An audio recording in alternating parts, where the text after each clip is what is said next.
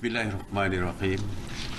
Assalamualaikum warahmatullahi wabarakatuh dan salam sejahtera kepada seluruh rakyat Malaysia yang dikasihi sekalian. Hari ini merupakan hari ke-286 PKP, walaupun kes COVID-19 telah pun awal menular di negara kita. Bermakna kita dan seluruh dunia telah hampir 1 tahun melalui suatu fasa yang sangat sukar kerana dicengkam wabak COVID-19. Sepanjang tempoh ini, seluruh dunia masih belum menentukan jalan penyelesaian yang tuntas bagi memastikan keseimbangan kesihatan dan ekonomi dalam menghadapi wabak ini. Setiap negara mempunyai strategi masing-masing, namun hakikatnya sehingga kini kehidupan manusia akan terus terancam dan banyak negara menganjurkan bahawa manusia akan terus hidup bersama virus COVID-19 ini seperti wabak-wabak lain sebelum ini. Seperti denggi, untuk mengawal jangkitan penyakit ini, kita dinasihatkan untuk menjaga kebersihan kawasan persekitaran dan kemudiannya menjadi satu kebiasaan dalam hidup kita. Begitu juga dengan dalam cara kita menghadapi COVID-19 ini, kita harus mengamalkan SOP yang telah ditetapkan. Ini kerana penawar terbaik ketika ini adalah dengan kita jaga kita dan juga mengamalkan kawalan kendiri. Mengenai Task Force Operasi Pematuhan, semalam sebanyak 2,236 pasukan Task Force Operasi Pematuhan PDRM yang terdiri daripada 9,706 anggota telah melakukan 83,106 pemeriksaan bagi pematuhan SOP, dan semalam PDRM telah menahan seramai 297 individu di atas kesalahan engkar SOP, di mana 294 telah dikompaun dan 3 di reman polis. Mengenai kawalan sempadan, Ops Benting yang melibatkan agensi penguatkuasa beruniform melakukan kawalan yang ketat di kawasan sempadan negara, dan semalam Ops Benting telah menahan 22 parti dan 4 tekong serta merampas 4 kenderaan darat dalam operasi yang diadakan di seluruh negara. Mengenai Ops Sanitasi Awam, semalam sebanyak 29 Ops Sanitasi telah dilaksanakan di 10 buah negeri dan 1 di wilayah persekutuan. Mengenai kuarantin wajib, seramai 93,563 individu telah pulang ke tanah air melalui pintu masuk antarabangsa sejak 24 Julai sehingga 27 Disember. Seramai 7,414 individu menjalani kuarantin wajib, 539 individu dibawa ke hospital untuk rawatan, manakala 86,610 telah dibenarkan pulang, dan semalam sebanyak 5,597 individu pulang ke tanah air dan telah pun dikuarantin. Mengenai saringan wajib pekerja asing, seperti yang saya maklum, bermula 1 Disember kerajaan telah mengarahkan semua pekerja asing khususnya di 6 negeri iaitu Selangor, Negeri Sembilan, Pulau Pinang, Sabah, wilayah Persekutuan Kuala Lumpur dan Labuan menjalani ujian saringan COVID-19. Dan yang kos ujiannya ditanggung oleh majikan. Terdapat 34,903 majikan yang berdaftar di negeri-negeri tersebut yang melibatkan 821,127 pekerja. Dan sehingga 28 Disember Kementerian Sumber Manusia telah pun membuat saringan kepada 70,159 pekerja yang melibatkan 2,405 majikan. Sehingga kini Kementerian KSM telah melantik 749 buah klinik untuk terlibat dengan saringan ini. Dan kita dimaklumkan di dalam syarat khas tadi bahawa setiap klinik akan menyaring sebanyak 200 hingga 400 pekerja satu hari. Jadi 200 hingga 400 pekerja satu hari akan disaring di 749 buah klinik di kawasan-kawasan yang berkaitan.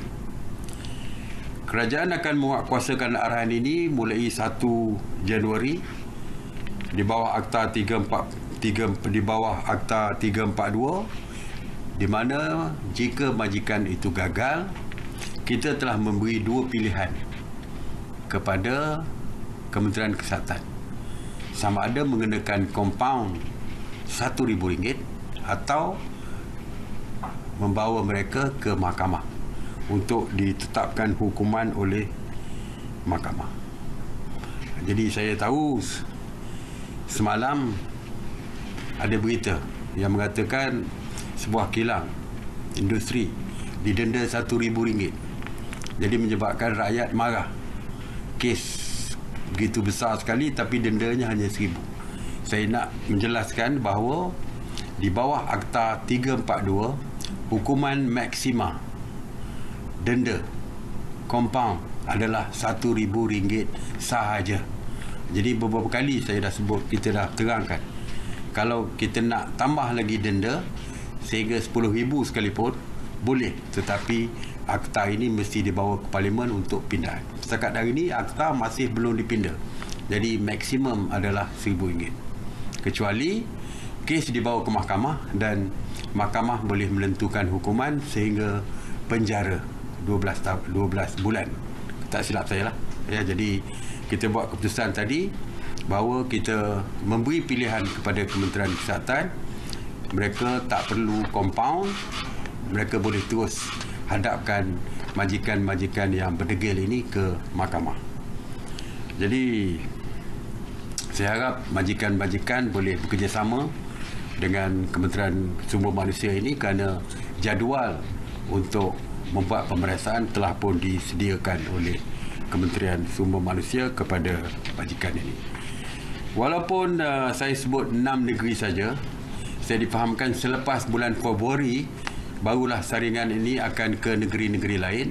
Tapi saya harap negeri-negeri yang tidak termasuk dalam majikan-majikan di negeri-negeri yang tidak termasuk di dalam 6 negeri yang saya sebutkan tadi, mereka boleh mengambil inisiatif sendiri untuk menghantar pekerja-pekerja mereka untuk disaring. Ini juga untuk kepentingan perniagaan mereka. Kerana seperti saya kata, jika ada kes di kilang mereka, kita akan tutup kilang mereka. Saya ingin memberikan maklum balas dan makluman mengenai PKPB di negeri-negeri. Di setiap negeri yang telah pun dikenakan PKPB, termasuk PKPD beberapa tempat di negeri masing-masing. Untuk negeri Pulau Pinang, sebelum ini PKPB dilaksanakan di Mukim 12 Barat Daya dan Mukim 13 Timur Laut Pulau Pinang yang dijadualkan berakhir pada 31 Disember. KKM memaklumkan pergerakan kes dalam tempoh 14 hari sehingga 26 Disember merekodkan kes-kes baru yang masih tinggi dan terdapat kluster-kluster yang masih aktif. Oleh itu, mesyuarat memutuskan untuk melanjutkan PKPB di Mukim 12 Barat Daya dan Mukim 13 Timur Laut Pulau Pinang sehingga 14 Januari 2021. Bagi negeri Perak, penamatan kerajaan sebelum ini melaksanakan PKPB di kawasan Ipoh dan Cemor di Mukim Hulu Kinta dan dijadualkan tamat pada 31 Disember 2020.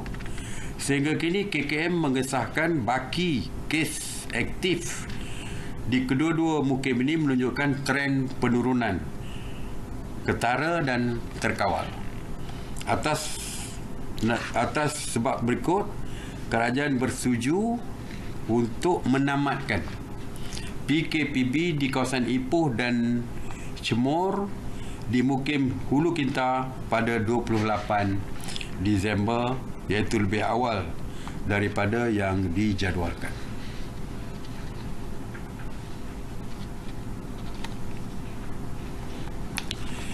Kerajaan juga sebelum ini telah melaksanakan PKPD diperketatkan di depo tahanan imigresen Langkap dan kuartus kaki tangan daerah Hilir Perak dan dijadualkan tamat pada 31 Disember. Sehingga kini KKM telah melaksanakan 1132 ujian saringan dan sebanyak 597 kes COVID positif telah direkodkan di depo tahanan ini. Selain daripada itu, KKM juga turut mengesahkan depo ini masih melaporkan kes positif COVID-19 baru dan sebahagian sampel saringan masih menunggu keputusan. Oleh itu, atas nasihat KKM, mesyuarat bersetuju untuk melanjutkan PKP diperketatkan di depo tahanan imigresen Langkap dan kuartus daerah Hilir Perak bermula 1 Januari sehingga 31 Januari sehingga 14 Januari 2021. Bagi negeri Kelantan, KKM melaporkan berlaku peningkatan mendadak kes positif COVID-19 di Madrasah Darul Naim Padang Halban, Mukim Peringat, Kota Baru, Kelantan. Sehingga 25 Disember, KKM melaksanakan 99 saringan dan 29 disahkan positif COVID-19, manakala 69 sampel masih menunggu keputusan. Oleh itu, mesyuarat memutuskan untuk melaksanakan PKP diperketatkan di Madrasah Darul Naim Padang Halban, Mukim Peringat, Kota Baru bermula 29 Disember sehingga 11 Januari 2021. Bagi negeri Selangor, kerajaan sebelum ini telah melaksanakan PKPB bersyarat di seluruh negeri Selangor kecuali di daerah Hulu Selangor, Kuala Selangor dan Sabak Bernam dan dijadualkan tamat pada 31 Disember 2020. Hari ini KKM memaklumkan situasi semasa pergerakan kes di Selangor bagi tempoh 14 hari dari 14 Disember sehingga 27 Disember 2020 secara kumulatif sehingga 27 Disember 2020 sebanyak 29,272 kes positif direkodkan di negeri Selangor. Bagi tempoh 14 hari ini, Selangor merekodkan sebanyak 8,194 kes COVID positif baru dan kesemua 9 daerah di Selangor telah menjadi zon merah. Kalau dulu ada Sabak Bernam yang masih lagi tinggal selepas Hulu Selangor dan Kuala Selangor, sekarang Sabak Bernam pun meningkat tinggi. Oleh itu, mesyuarat telah bersetuju untuk melanjutkan PKPB di seluruh Selangor sehingga 14 Januari 2021. Mengenai wilayah Persekutuan Kuala Lumpur, kerajaan sebelum ini melaksanakan PKPB bersyarat di wilayah Persekutuan Kuala Lumpur dan dijadualkan tamat pada 31 Disember. Hari ini KKM memaklumkan situasi semasa pergerakan kes di Kuala Lumpur bagi tempoh 14 hari dari 14 Disember hingga 27 Disember secara kumulatif sehingga 27 Disember sebanyak 12,494 kes positif COVID-19 telah direkodkan di wilayah Persekutuan Kuala Lumpur. KKM turut mengesahkan masih terdapat peningkatan kes yang ketara di wilayah Persekutuan Kuala Lumpur dan wujud beberapa kluster baru yang melibatkan wilayah Persekutuan Kuala Lumpur ini. Oleh itu, mesyuarat bersetuju agar PKP bersyarat di seluruh wilayah Persekutuan Kuala Lumpur dilanjutkan sehingga 14 Januari 2021. Bagi Negeri Sembilan, kerajaan sebelum ini melaksanakan PKPB bersyarat di daerah Seremban dan Port Dickson PD yang dijangka tamat pada 31 Disember 2020. Bagi daerah Seremban, sehingga kini KKM mengesahkan baki kes aktif COVID positif di daerah ini adalah sebanyak 861 kes dan masih terdapat banyak kes kluster yang aktif. Manakala di PD hanya melaporkan 22 kes dalam tempoh 14 hari. Atas nasihat KKM, maka mesyuarat memutuskan PKP bersyarat di daerah Seremban dilanjutkan lagi mulai 1 Januari sehingga 14 Januari, manakala PKPB bersyarat di Port Dickson ditamatkan pada 28 Disember 2020. Hari inilah 28 Disember, iaitu lebih awal daripada yang dijadualkan. Kerajaan juga sebelum ini telah melaksanakan PKPD di penjara Seremban dan kuartus penjara Seremban Negeri Sembilan bermula 24 Disember 2020 yang dijadualkan tamat pada 31 Disember. Sehingga kini KKM telah melaksanakan 1,872 ujian saringan dan sebanyak 1,079 kes kumulatif positif COVID-19 telah direkodkan dan melibatkan tahanan dan kaki tangan penjara ini.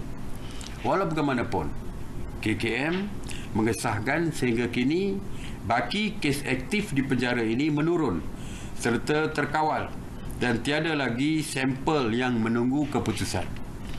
Oleh itu, atas nasihat KKM, kerajaan bersetuju untuk menamatkan PKPD di penjara Seremban dan kuartus penjara Seremban Negeri Sembilan pada hari ini 28 Disember, iaitu lebih awal daripada tarikh yang dijadualkan. Mengenai negeri Johor, kerajaan sebelum ini melaksanakan PKPB di daerah Johor Bahru, Batu Pahat dan Kulai yang dijangka tamat pada 31 Disember 2020. Bagi Johor Bahru, KKM mengesahkan terdapat peningkatan kes bermula 26 Disember dan dalam tempoh 2 minggu baki kes aktif di daerah ini adalah sebanyak 756 kes.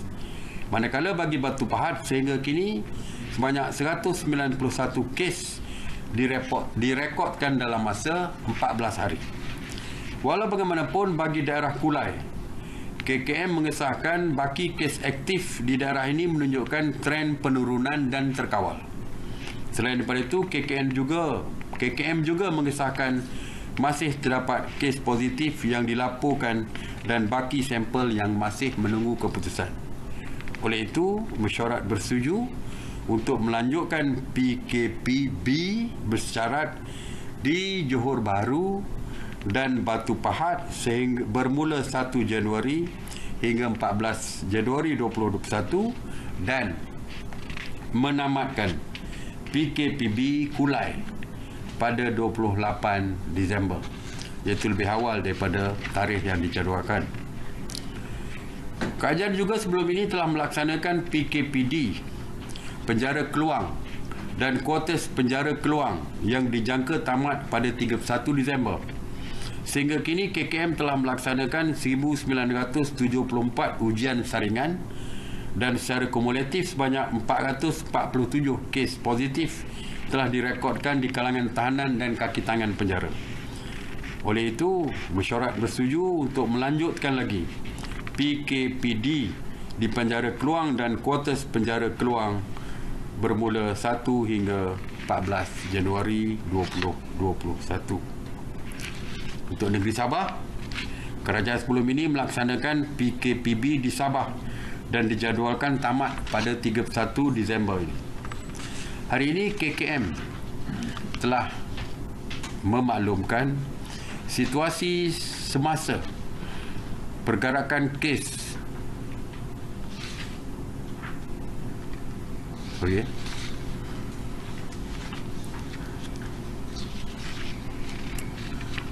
kes kumulatif sehingga 27 Disember 2020 adalah sebanyak 36,074 dan kes positif 19 telah direkodkan di seluruh negeri Sabah. KKM masih mengesahkan terdapat peningkatan kes jumlah harian di seluruh negeri Sabah ini. Oleh itu, mesyuarat bersetuju untuk melanjutkan lagi PKPB di seluruh negeri Sabah mulai 1 hingga 14 Disember, 1 Januari hingga 14 Januari 2021. Kerajaan sebelum ini telah melaksanakan PKPD di Kampung Dasar Baru dan Kampung Desa Bajau, Lahad Datu, Sabah bermula 2 Disember dan dijangka tamat pada 29 Disember.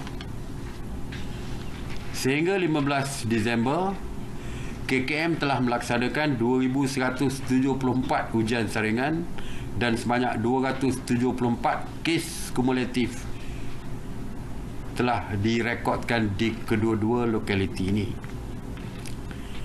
Walau bagaimanapun, KKM mengesahkan baki dan kes positif di kedua-dua lokaliti ini menunjukkan tren penurunan dan terkawal. Oleh itu, mesyuarat bersetuju untuk menamatkan PKPD di Kampung Dasar Baru dan Kampung Desa Bajau, Lahad Datu, Sabah pada 29 Disember 2020, iaitu besok seperti yang dijadualkan. MKN Sabah hari ini juga melaporkan situasi peningkatan kes positif di Kampung Paginatan dan Kampung Maringkan, Ranau, Sabah. Sehingga kini KKM telah melaksanakan 529 ujian saringan dan sebanyak 89 kes COVID positif telah direkodkan di kedua-dua lokaliti ini.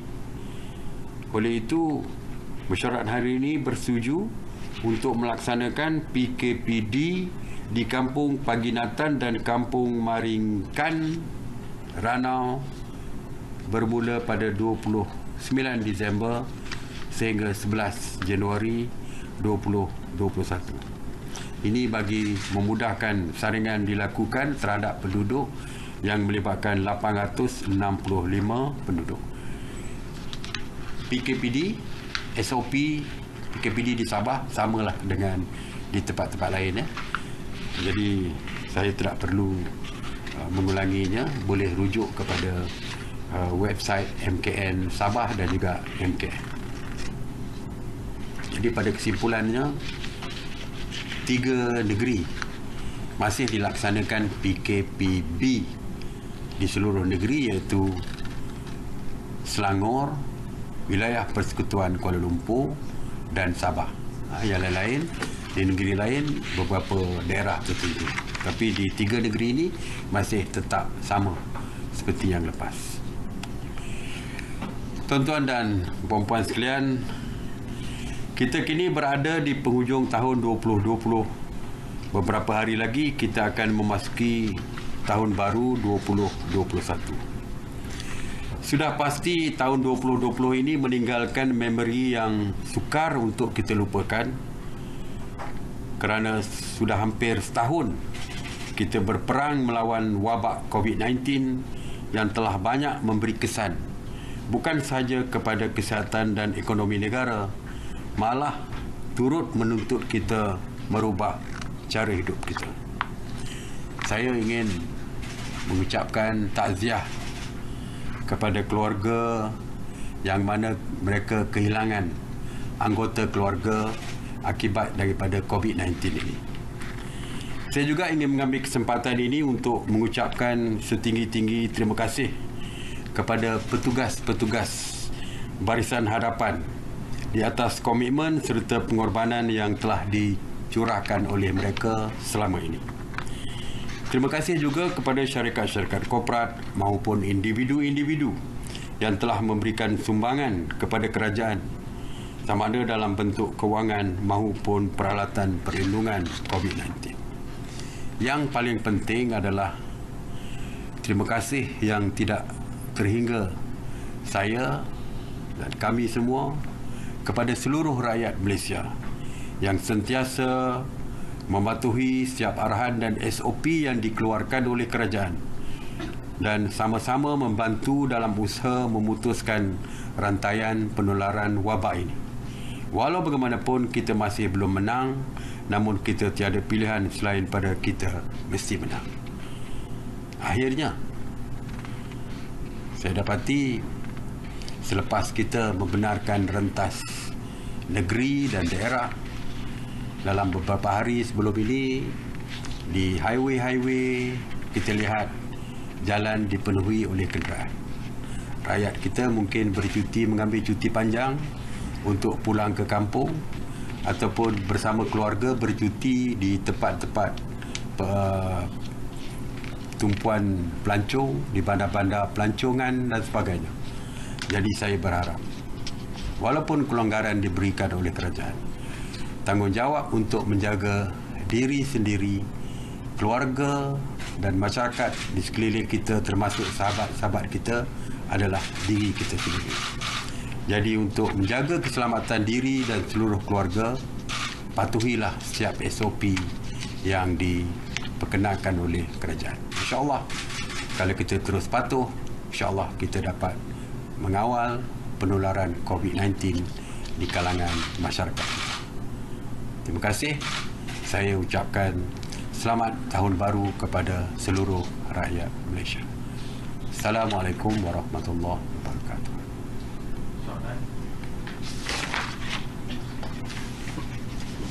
Assalamualaikum Datuk Seri. Saya Adli daripada Bernama. Soalan saya ialah, adakah kerajaan bercadang untuk melakukan semula sekatan jalan raya di kawasan PKPP pemulihan yang dianggap mempunyai risiko untuk berlaku peningkatan kes? Kita setakat ini kita masih belum ada perbincangan yang detail lagi.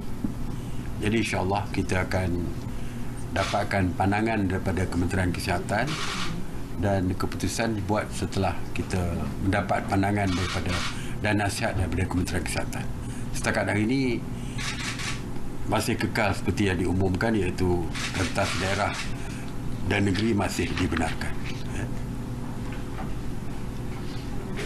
Adakah kerajaan bercadang untuk melarang semua acara sambutan tahun baru 2021 sebab negara luar pun dah melarang sambutan tahun baru ni? Ya, kita sebenarnya sambutan tu ada berbagai cara, ya. Sambutan secara bersendirian, secara dalam keluarga, di rumah dan sebagainya memang kita tidak larang. Tapi sambutan secara perhimpunan memang kita tidak pernah benarkan. Kerana perhimpunan masih lagi di dalam senarai terlarang ataupun masih lagi di dalam negative list.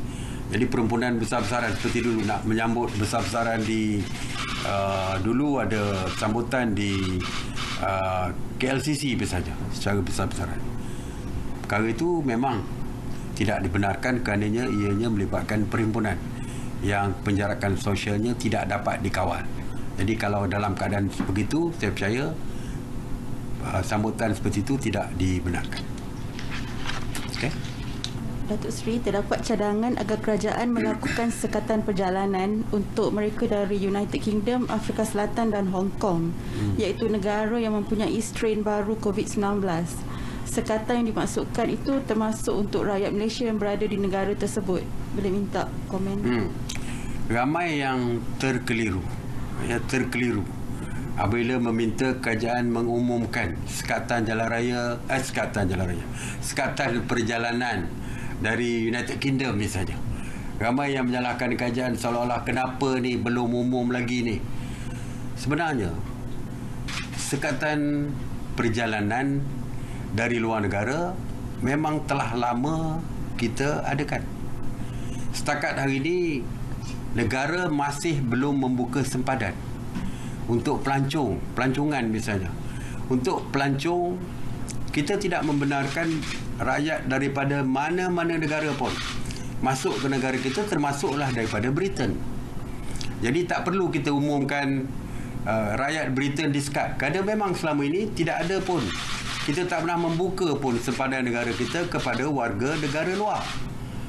Jadi tak payah umum, memang perkara tu dah pun dilaksanakan, iaitu pintu sempadan ataupun pintu masuk negara kita ditutup kepada semua, kecuali yang melibatkan diplomat, yang melibatkan expatriate. Itu pun tidak semua negara dibenarkan, kerana kita telah mengeluarkan sekatan perjalanan untuk perkara yang saya sebutkan tadi kepada 23 buah negara. Maknanya untuk perkara yang kita longgarkan pun 23 negara, terdapat senarai nama 23 negara yang telah pun saya umumkan. Ya. Tapi kalau untuk kedatangan sebagai pelancong, memang kita tidak membenarkan mana-mana negara pun. Bukan saja Britain, Afrika, tapi seluruh negara dalam dunia tidak dibenarkan masuk ke negara kita. Untuk pelancongan masih lagi tidak dibenarkan. Cuma minggu lepas saya umumkan pelajar-pelajar yang ingin balik untuk menyambung pelajaran mereka ke negara kita, kita benarkan. Tetapi dengan SOP yang ketat. 3 hari sebelum mereka bertolak, mereka mesti buat swab test. Sampai sini, kita masukkan mereka ke pusat kuarantin yang telah pun dikhaskan oleh kerajaan. Walaupun kita benarkan pelajar-pelajar daripada luar negara masuk ke negara kita untuk menyambung pelajaran mereka, kita telah pun membuat pengumuman kecuali, kita benarkan semua kecuali daripada Britain. Untuk pelajar pun kita tak benarkan daripada Britain. Jadi kita dah umumkan bahawa memang kita tidak membenarkan. Tetapi rakyat negara kita, kita tidak boleh menyekat rakyat negara kita balik ke negara kita. Dulu kita ingat waktu kes tinggi di India, kita bawa pulang rakyat negara kita, kerana rakyat kita berhak untuk balik ke negara kita, kerana ini adalah jaminan yang diberikan oleh perlembagaan kita. Dan dari segi akta immigration pun kita tak boleh menyekat rakyat negara kita untuk pulang ke negara kita. Jadi kita benarkan. Tetapi mereka perlulah menjalani kuarantin dan semua SOP yang ketat yang ditetapkan oleh kerajaan. Tapi untuk seluruh dunia, kalau nak melancong, kita masih tidak membenarkan. Jadi kita tak umumlah Britain, kita kata seluruh dunia. Seluruh negara di dalam dunia tidak dibenarkan masuk ke negara kita untuk pelancongan. Ya, kita dah jelaskan lama dah tu. Cuma mungkin orang keliru saja. Okey, Datuk Seri, saya Syabia bernama. Datuk Seri, terdapat cadangan agar kerajaan perlu melakukan penilaian semula terhadap SOP PKPB bersyarat dan PKP pemulihan, kerana kalau kita lihat tiada banyak perbezaan. Rakyat masih bebas keluar dan kes positif COVID-19 juga tinggi, terutamanya di KL dan Selangor. Apa pandangan kerajaan? Mungkin kita perlu lihat kalau kes makin meningkat misalnya, dan Kementerian Kesihatan merasakan bahawa kita perlu melihat semula SOP kita. Jadi kita akan tengok semula SOP tersebut. Mungkin kerana salah satu sebab satu lagi, mungkin kerana kegagalan, ramai gagal untuk mematuhi SOP. Dulu ingat tak, kita pernah benarkan kuarantin di rumah kepada rakyat kita yang pulang dari luar negara. Kita benarkan kuarantin di rumah, tetapi akhirnya kita batalkan kebenaran tersebut dan kembali kuarantin di hotel. Kerana apa? Kerana ramai rakyat kita yang gagal mematuhi SOP di rumah tersebut. Ramai yang memakai gelang pun keluar. Sehingga banyak laporan-laporan banyak diviralkan di dalam media sosial. Ramai yang memakai gelang keluar makan, merayau, pergi shopping dan sebagainya. Jadi akhirnya kerana gagal patuh, akhirnya kita terpaksa kembalikan kepada SOP yang awal, iaitu di kuarantin. Sekarang ni kita beri kebebasan dan kita harap kebebasan yang diberi, rakyat menjalankan tanggungjawab mereka untuk mematuhi SOP yang dikeluarkan. Tetapi kalau rakyat gagal mematuhinya dan Kementerian Kesihatan merasakan bahawa perlu kembali kepada keadaan asal yang menggunakan SOP yang lebih ketat, maka saya tidak menolak kemungkinan perkara itu berlaku. Semalam tular bukan saja di dalam media sosial, tapi saya difahamkan di dalam media cetak tentang bagaimana pengunjung zoo di Melaka menonton persembahan, tidak ada penjarakan, tidak memakai pelitup muka, membawa anak-anak kecil bersama-sama menonton dan sebagainya. Zoo di Melaka. Jadi ini menunjukkan contoh yang jelas bahawa apabila kita beri kelonggaran, mereka menyalahgunakan kelonggaran yang diberikan. Jadi kalau menyalahgunakan kelonggaran yang diberikan, saya tak tahu apa yang dilakukan, tetapi saya percaya Kementerian Kesihatan akan memberikan pandangan dan nasihat kepada kita. Kalau Kementerian Kesihatan merasakan bahawa perlu ditarik balik, maka akan ditarik balik. Kita akan ikut arahan ataupun ikut nasihat yang dikeluarkan oleh Kementerian Kesihatan. Setakat ini belum ada. Alhamdulillah belum ada lagi. Tetapi kalau pelanggaran terus berlaku, sewaktu cuti, sewaktu percutian, ramai yang melanggar SOP di Langkawi sebagai contoh, kalau tengok orang mengantar gambar, ramai yang tidak patuh dan sebagainya. Dan kesan daripada Kementerian Kesihatan juga sekarang juga sedang membuat penilaian. Selepas kita memberikan kelonggaran dengan membuka untuk rentas negeri dan daerah, mereka membuat penilaian setiap 2 minggu sekali. Kalau selepas 2 minggu mereka dapati kes meningkat mendadak tinggi kerana pembukaan sempadan ini, rentas negeri dan daerah ini, maka mungkin mereka akan membuat nasihat yang mungkin akan meminta kita kembali kepada SOP asal. Jadi saya haraplah rakyat semua patuh kepada SOP supaya Kementerian Kesihatan nanti apabila menyediakan pandangan mereka, yakin bahawa walaupun rentas daerah dan negeri telah pun dibuka, tapi kes masih tidak meningkat. Jadi saya doakan perkara itu berlaku. Kalau sebaliknya, mungkin tindakan lain akan dilakukan oleh pihak kerajaan. Terima kasih sekali lagi. Selamat tahun baru. Selamat menyambut tahun baru 2021. Terima kasih. Assalamualaikum warahmatullahi wabarakatuh.